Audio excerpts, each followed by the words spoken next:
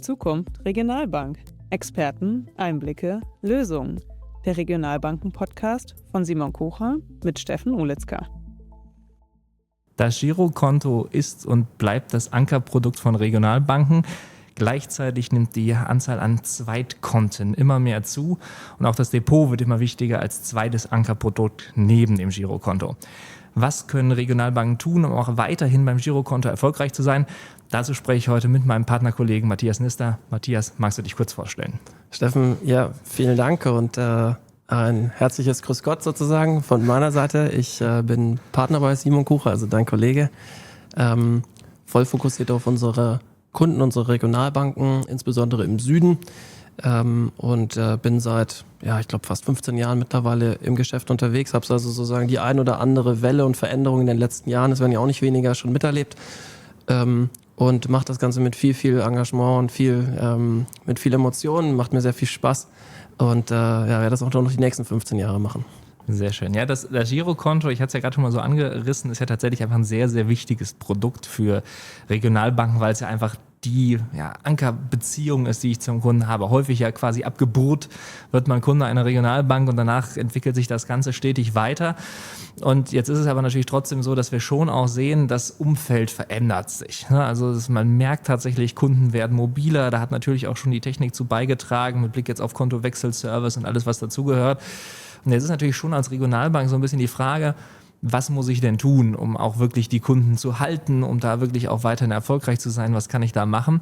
Und jetzt hattest du ja ganz konkret in einer Studie dir angeschaut, was macht denn so Kontowechsler aus? Wie unterscheiden die sich auch? Was sind da die wichtigen Faktoren? Könntest du da vielleicht noch mal ein bisschen genauer drauf eingehen? Was habt ihr da gemacht in der Studie und was ist dabei rausgekommen? Genau. Also Zahlungsverkehr ist, wie du es gesagt hast, ein Megaprodukt. Also wenn wir überlegen, was wir in den letzten Jahren damit an Erträgen nachhaltig heben konnten, weil so viel Nutzen in dem Produkt drin steckt für die Kunden, das ist schon enorm, gerade in der Zinswende. Und jetzt sind wir irgendwie so ein bisschen an dem Punkt, wo sich das Nutzungsverhalten der Kunden immer schneller verändert hat. Ich finde auch die Strategie der Häuser hat sich in den letzten Jahren erheblich verändert. Das sind ganz neue Themen, über die gesprochen wird. Und die Produkte immer noch so ein bisschen so wie früher halt differenziert wurden.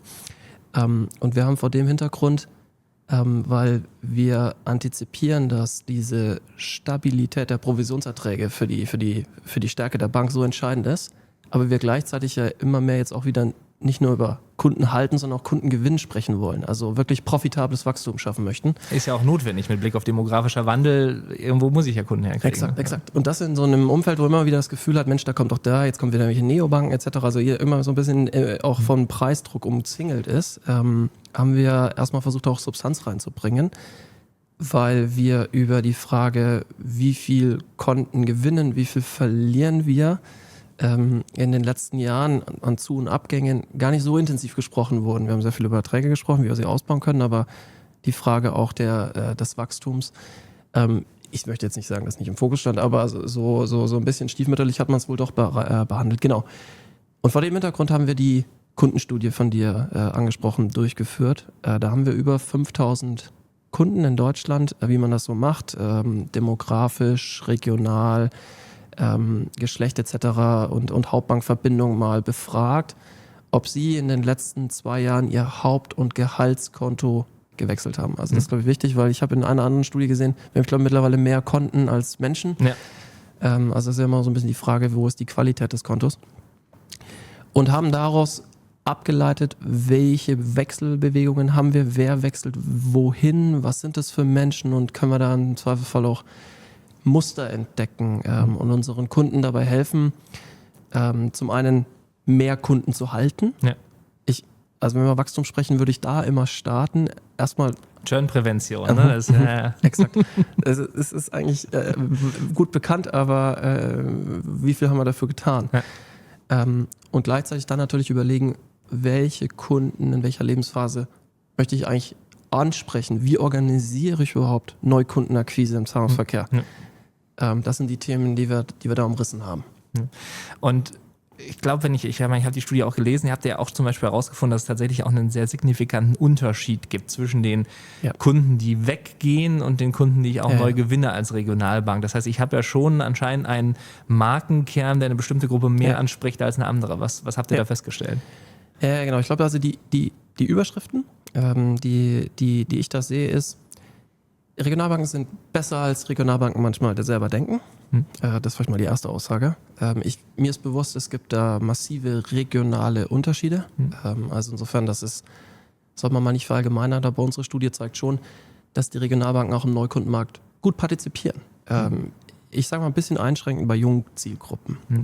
Aber wir dürfen nicht ganz vergessen, wenn man sich die Altersanteile ansieht, dann haben wir nicht nur Kunden von 18 bis 30, sondern eben auch über 30. Und in den Bereichen partizipieren Regionalbanken sehr, sehr gut. Das heißt jetzt nicht, dass man das eine nicht tun soll, sondern es geht um beides.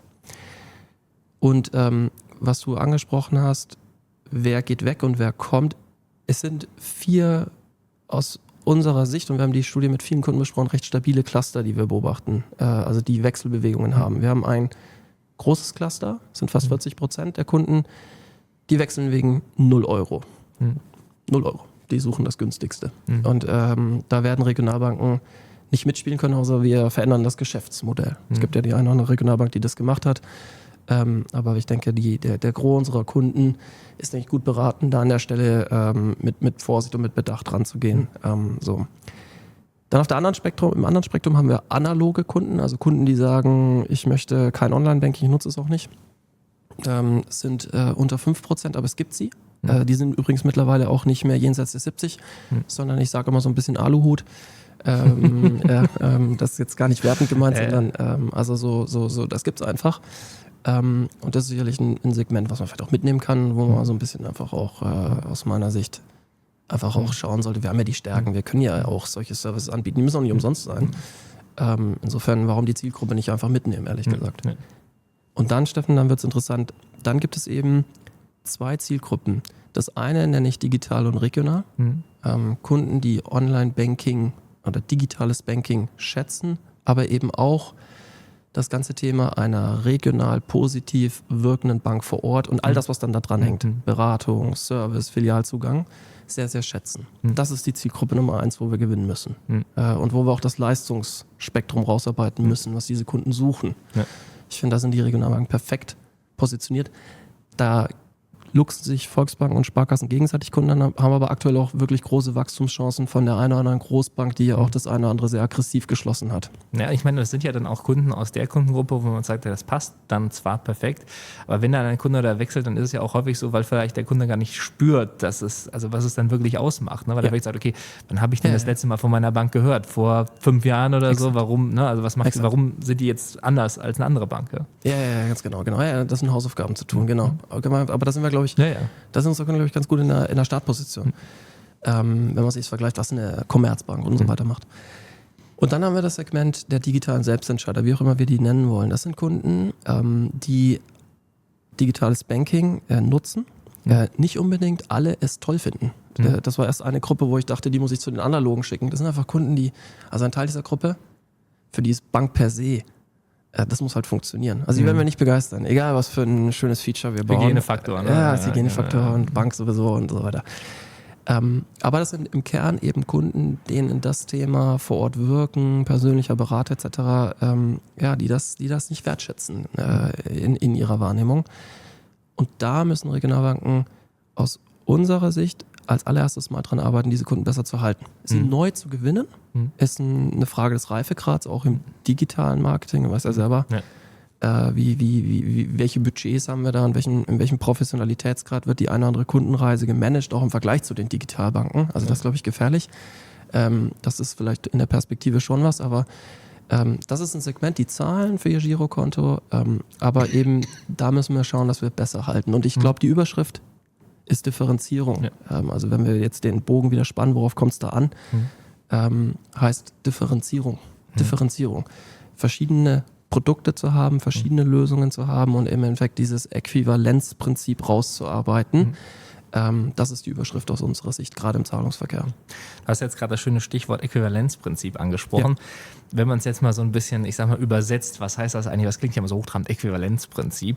Das ist ja eigentlich nichts anderes als schlicht und ergreifend gesprochen vernünftiges Preis-Leistungsverhältnis. Ne? Preis und Leistung müssen sich irgendwie die Waage halten, in dem Moment, wo das außer Tritt gerät und dann der Kunde sagt, ja gut, das ist jetzt zwar teuer, aber ich kriege nicht das dafür, was ich erwarten würde, was ich kriege. Ab dem Moment fange ich überhaupt erst an, darüber nachzudenken, ob ich woanders hingehen sollte. Ne? Wenn ich sage, das passt alles, das fühlt sich gut an, wer zufrieden ist, der wechselt ja nicht. Ne? Von daher, das ist schon so ein Thema, was da natürlich auch reinspielt. Und jetzt ist ja das Ganze, das Spannende ja eigentlich immer, wenn ich mir so dieses Thema Preis und Leistung anschaue, dass das ja beides Themen sind, die höchst subjektiv sind. Ne? Also wenn ich, du hast ja gerade die verschiedenen Kundengruppen angesprochen, das Thema Leistung ist ja etwas, die eine Kundengruppe nimmt ja Leistung ganz anders wahr als die andere Kundengruppe. Ne? Wenn ich sage jetzt zum Beispiel, meint es ja gerade dann die digitalen Selbstentscheider, wenn ich halt dann dieses regionale Wirken nicht wertschätze als Beispiel, dann ist mir die Leistung daher egal. Also bin ich auch nicht bereit dafür zu zahlen. Umgekehrt jemand anderes ist schon dafür bereit zu zahlen. Und gleichzeitig hängt da ja mit auch zusammen, ich muss erstmal wissen, dass es eine Leistung gibt. Ne? Wenn jetzt die Leistung nicht, wenn ich nicht weiß, dass sie da ist, kann ich dafür auch natürlich jetzt keinen Preis verlangen. Von daher, wenn wir jetzt mal das so ein bisschen zerlegen, wenn wir uns jetzt mal eins nach dem anderen anschauen, was würdest du denn sagen, was ist denn auf der Leistungsdimension das Thema, was jetzt so eine Regionalbank angehen sollte in dem Bereich? Ich würde bei dem Hauptsegment starten, der digitalen Selbstentscheider, der digital- und regionalen Kunden. Ja. Also da ist das Spielfeld, auf dem wir gewinnen wollen. Und in dem Bereich, um das Äquivalenzprinzip zu spielen, arbeiten wir aktuell mit unseren Kunden stark daran vielleicht, also jetzt manchmal auch einfache Dinge, Produkte so ein bisschen aus dieser Bezeichnung Online, Komfort und so weiter rauszuholen, weil ein Kunde kriegt in dem Bereich ja kein Online-Konto, kriegt eine Bank. Ja.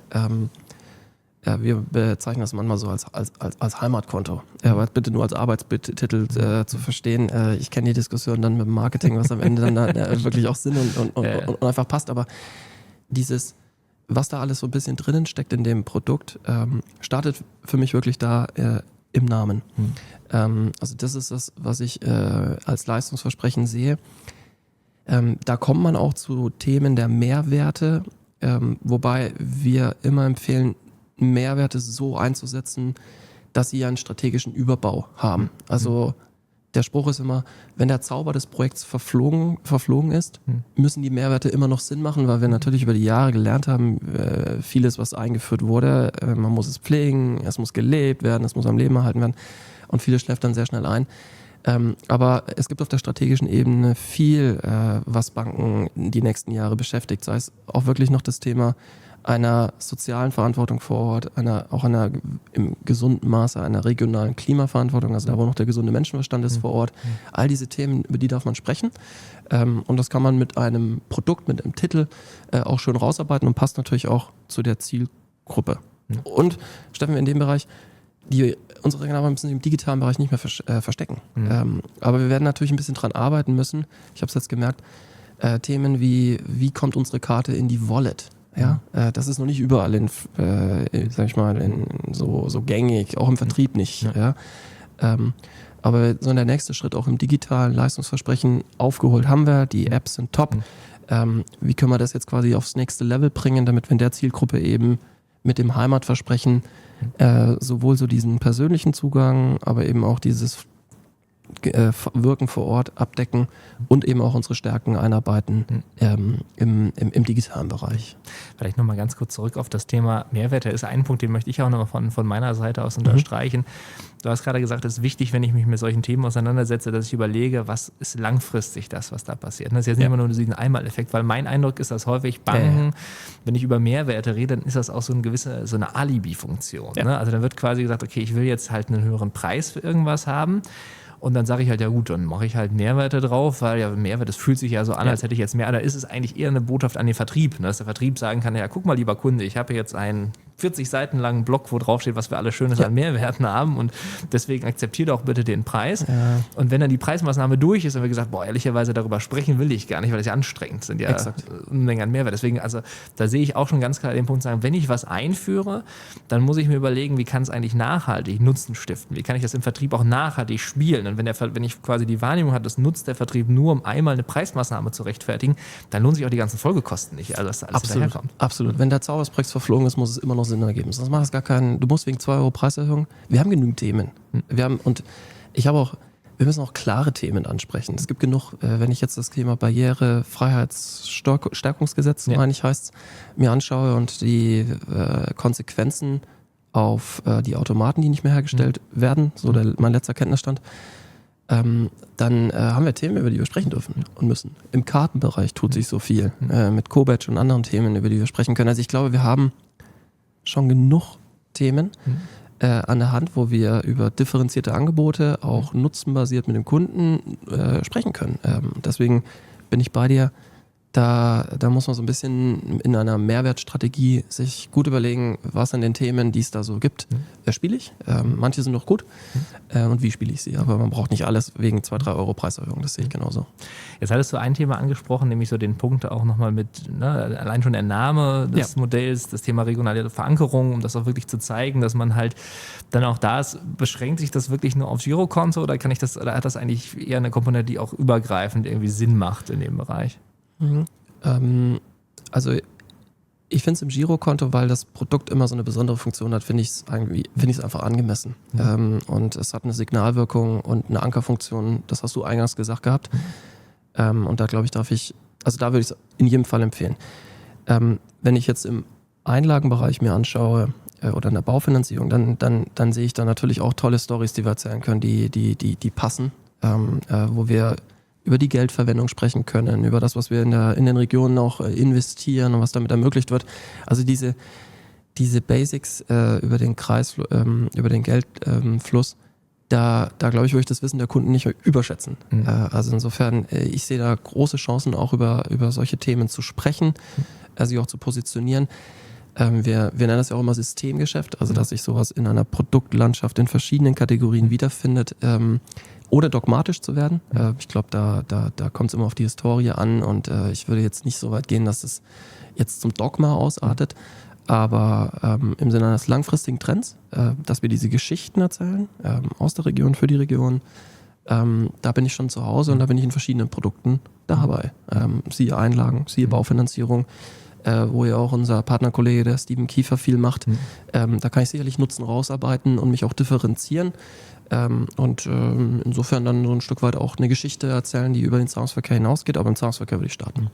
Ist ja ehrlicherweise auch das, wenn man sich so die letzten Jahre anschaut, wenn uns die ganzen sozialen Medien oder irgendwas das auch eine Sache gelernt haben, dann ist, dass Menschen Geschichten haben wollen und Geschichten kaufen. Ja, das heißt, ich muss eine vernünftige Geschichte haben und ich finde es immer ganz prägnant, wenn man dann mal wirklich Führungskräfte einer Regionalbank mal fragt, ja, was sind denn die 3 wichtigsten Sachen, warum der Kunde bei euch sein sollte und nicht bei der Digitalbank, aber auch, warum der denn nicht bei der Bank gegenüber sein sollte, ne? Weil das ist dann, und dann wird es häufig ganz schnell dünn, dann wird es ja gut, also, weil wir halt hier sind. Ne? Also deswegen, da bin ich schon dabei. Da muss man sich wirklich mal hinsetzen und überlegen, was ist die Substanz dahinter? Ne? Was zeichnet uns da tatsächlich aus? Und Steffen, wenn wir da nochmal den Bogen schlagen, wir hatten jetzt über das Zielsegment angesprochen, digital regional, Laptop und Lederhosen hieß das mal bei.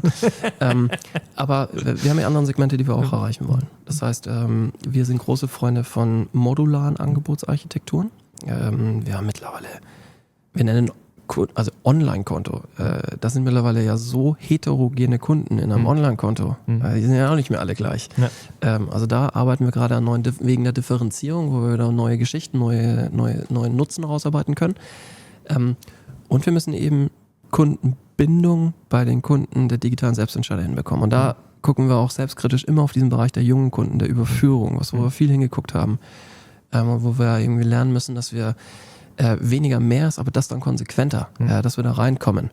Die Regionalbanken haben mittlerweile tolle Angebote im Wertpapierbereich, du hast es ja angesprochen, aber aktuell viele Kunden kennen das noch nicht. Also im blauen Lager gibt es die Möglichkeit, da teilweise besser zu traden als bei Trade Republic, wenn ich mir die Spreads und alles anschaue. Aber das Selbstverständnis ist noch nicht da. Wenn wir es nicht in der Mannschaft noch nicht ganz erreicht haben, dann können wir auch nicht erwarten, dass es die Kunden können. Und nur wenn wir diesen positiven Effekt, also diese positive Wirkung haben bei den jungen Kunden, im Sinne von, wann habe ich das letzte Mal von meiner Bank gehört? Wow, da war mal was Tolles dabei. Indem wir natürlich auch, wo wir mal sagen, auch Kundenbindung, Wechselkosten aufbauen. Wenn wir das schaffen, haben wir hinten raus die Chance, sie auch zu überführen in eine Hausbankbeziehung. Und ich meine, ist ja ehrlicherweise auch das Girokonto so ein bisschen der Anker. Ne? Also das, wo ich wirklich sage, okay, da habe ich Kontaktpunkte mit dem Kunden. Da guckt der Kunde auch regelmäßig ins Online-Banking rein, um mal zu sehen, was passiert ist. Die Karte benutze ich ständig. Da sind ja Themen, wo der Kunde wirklich viele Touchpoints einfach hat. Und dann ist natürlich die Frage, wie schaffe ich es dann auch vernünftig von dem einen ins nächste reinzukommen. Ne? Also dass ich wirklich diesen Anker tatsächlich auch nutze als Bank und nicht einfach nur sage, ja gut, ich habe halt die Girokonten und die liegen da rum und dann schaue ich halt mal. Ne? Das ist jetzt genauso. Und da sind wir jetzt gerade irgendwie mit unseren Schwerpunktthemen genau an der richtigen Stelle, weil Preis, Produkt und Vertrieb, da reden wir vor allem über Vertrieb. Und unsere Regionalbank, unsere Kunden sind gut positioniert, weil in den digitalen Kontaktschnittstellen, die Bespielung dieser Kontaktpunkte, da gibt es mittlerweile tolle Möglichkeiten in den verschiedenen Bankengruppen, euch dem Kunden mal positive Aufmerksamkeit auch im Digitalen zeigen kann. Worauf ich raus will, dass ich muss da auch so ein bisschen klassisches Marketing machen, positive Punkte finden, Peak Experience und was auch immer, damit diese Leistungswahrnehmung, dieses überhaupt erstmal aufgebaut wird und sich darum kümmern, Preis, Produkt und Vertrieb, das ist der Schlüssel. Vielleicht noch dann eben entsprechend drüber den Bogen zum Preis. Ja. Tatsächlich ist ja das dann auch immer so der Punkt, dass Regionalbanken immer so die Wahrnehmung haben, ja, die sind teuer. Ne? Ja. Ist ja so, dass auch, also nicht, dass das tatsächlich so ist, aber gerade so, wenn man so das in den Medien anschaut, wird häufig dann davon gesprochen, ja und so weiter und so fort. Ich will jetzt nicht die Medien konkret nennen, aber da gibt es viele, die dann so sagen, ja, wie kann man, ne? Leg mir den nicht auf. Ich sehe es ein bisschen anders, aber gut. Von daher tatsächlich so die Frage, ja, wie kriege ich das denn hin, diesen Balanceakt als Regionalbank auch zu schaffen, dass ich eben sage, ich will eine vernünftige Preiswahrnehmung haben in dem Kontext und das dann natürlich mit der Leistung matchen. Exakt. Also ein paar Sachen haben wir, glaube ich, schon gesprochen. Also das heißt, der Preis, der startet ja immer erstmal bei meinem Leistungsversprechen, meinem Leistungspaket, was ich zur Verfügung stelle. Und wie du es vorhin gesagt hast, da geht es jetzt nicht darum, 40 Punkte drauf zu schreiben, sondern die 3 wichtigsten. Weil viel weiter wird sowieso nicht gelesen. Ja. Und in den verschiedenen Zielgruppen, die wir in unseren Studien gesehen haben, glaube ich, können wir da schon sehr konkrete Themen für die Kunden auch rausarbeiten. Und es geht um Differenzierung. Das war das, was ich vorhin gesagt hatte. Wir gewinnen Kunden, da geht es nicht um 1-2 Euro. Definitiv nicht. Also das ist nicht der kritische Faktor. Das heißt, wir müssen einfach da an der Stelle arbeiten beim Leistungsversprechen, an der Differenzierung, Wahlfreiheit bieten, Angebote im analogen Bereich, Online-Kunden neu differenzieren, sodass immer wieder dieses Leistungsprinzip rauskommt. Und wir arbeiten natürlich auch mit Effekten, mit Elementen der Preisdifferenzierung, das heißt über die Loyalität, Preisspannen aufzubauen. Auch da sollte man sich nicht zu schade sein, auch Kommunikationen zu machen, die immer noch glaubhaft ist im Sinne von ab, das kennt man in allen Industrien, ab Preis X. Also so, dass man da auch so ein Stück weit Preiselastizität reduziert. Und dann ist immer so ein bisschen die Frage, und das, glaube ich, sollte man immer nur hausindividuell angucken, weil du weißt ja auch, jedes Haus hat gefühlt eine andere Kontogeschichte, die so heterogen ist, es ist echt verblüffend. Kann man sicherlich auch darüber nachdenken, ob man neue Wege auch geht in der Kanaldifferenzierung, Abschluss, Leistungsversprechen, ein Online-Leistungsversprechen zu formulieren. Das muss man sich aber dann genau angucken, weil da komme ich natürlich auch ins Eingemachte des Selbstverständnisses.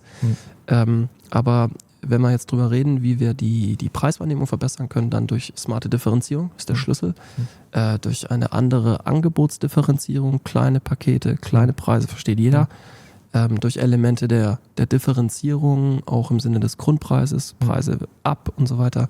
Und natürlich steckt da ganz schön viel Psychologie auch mit dabei, damit die Kunden das dann am Ende auch wahrnehmen, einfach ist mehr.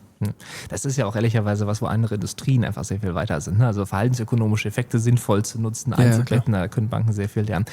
Vielleicht zum Abschluss noch mal ganz kurz den Bogen rüber gesponnen, jetzt vom Privatkundenbereich, weil gefühlt haben wir jetzt sehr viel jetzt auch darüber gesprochen, was macht ein Privatkunden. Ne? Wie sieht das im Firmenkundenbereich aus? Sind da andere Faktoren wichtig oder worauf kommt es da an? Ich glaube, dass die Preis-Leistungswahrnehmung im Firmenkundenbereich auch die Preiselastizität anders ist als im Privatkundenbereich. Also ich glaube, da dürfen wir Mut zusprechen. Aber auch da geht es darum, es nicht platt zu machen. wir sollten immer dieses Vertrauen nicht gefährden durch platte und radikale Ansätze, bin ich kein Freund von. Auch wenn sie vielleicht durchgehen, manche Sachen macht man auch nicht, obwohl sie durchgehen, sondern einfach, damit man einfach diese Identität behält. Also das Vertrauen, dieses beim Mittelstand sein, das muss sich in allen Angeboten und im Tun einfach widerspiegeln. Das heißt jetzt nicht, dass man nicht auch Mehrerträge und Kosten decken darf. Das machen ja Kunden, das ist üblich. Aber die Art und Weise ist entscheidend. Und dann reden wir auch dort über Differenzierung von wenig Nutzern bis vielen Nutzern, wahnsinnig unterschiedliche Branchen. Wir müssen über das Thema sprechen, wie Sonderkonditionen gemanagt werden, also wie viel Rabatt will ich überhaupt vergeben. Da haben Banken noch viel zu tun.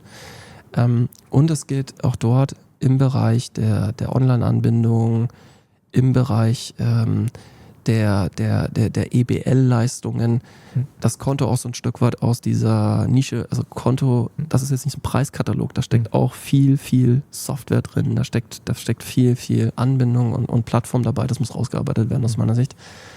Bisschen, und das wäre vielleicht meine letzte Empfehlung, wenn man Preisanpassungen macht, brauchen wir die Zustimmung auch bei den Firmenkunden, weil die AGBs bei Regionalbank sind formuliert worden, wie sie formuliert sind.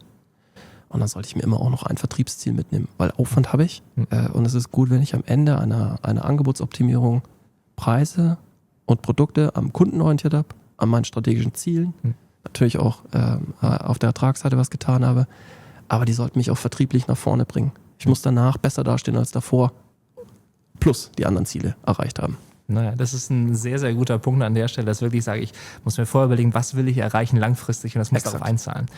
Vielleicht kurz zusammenfassend zum Abschluss. Was sind aus deiner Sicht die 3, 4 wichtigsten Punkte, die man mitnehmen sollte aus dem Gespräch heute? Also es geht um Differenzierung und Differenzierung muss ich immer neu denken. Unsere Kunden sind nicht gleich und die Welt, wir haben Online-Kunden, wir haben analoge Kunden und irgendwas, was Hybrid heißt, was wir nicht so genau verstehen, die ist vorbei. Neu denken. Zweite, die Geschichten aus der Region für die Region glaubhaft, da wo sie sich wohlfühlen, ins Leistungsversprechen übersetzen. Es ist für viele Kunden wichtig. Wir müssen drittens die jungen Kunden anders halten. Da geht es um Preis, Produkt und Vertrieb. Da geht es aber auch um Konsequenz, um Machen und um Messen. Und auf der Firmenkundenseite keine Sorge, aber an der Seite des Mittelstands zu bleiben und auch da nicht nur auf die 2, 3 Euro oder 5, 6 Euro pro Monat schielen, die vielleicht für Kostendeckung notwendig sind, sondern auch da überlegen, was du gerade am Schluss gesagt hast. Was ist denn mein strategisches Bild? Wie will ich eigentlich im Vertrieb weiterkommen?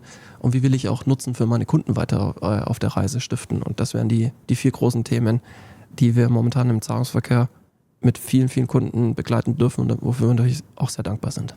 Matthias, danke schön für das Gespräch. Gerne, Steffen.